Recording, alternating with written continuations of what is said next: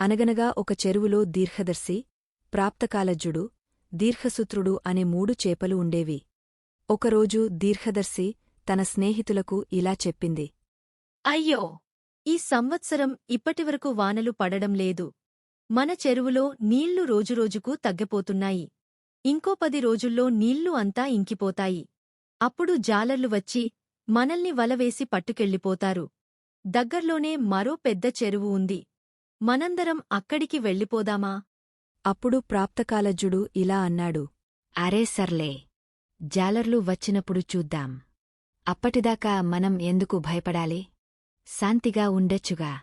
తర్వాత దీర్ఘసూత్రుడు తన అలవాటు ప్రకారం ఇలా అన్నాడు. అరే, ఏమంత తొందర?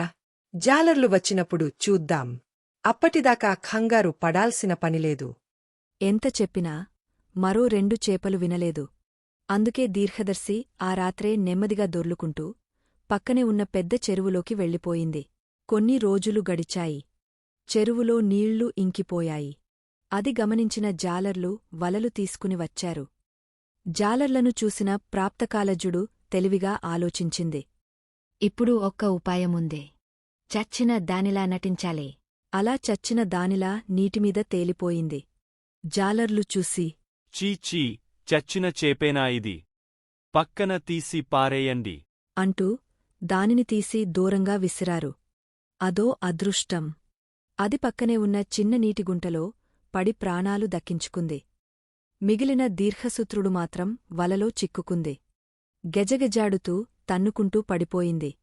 జాలర్లు చూసి సంతోషించారు.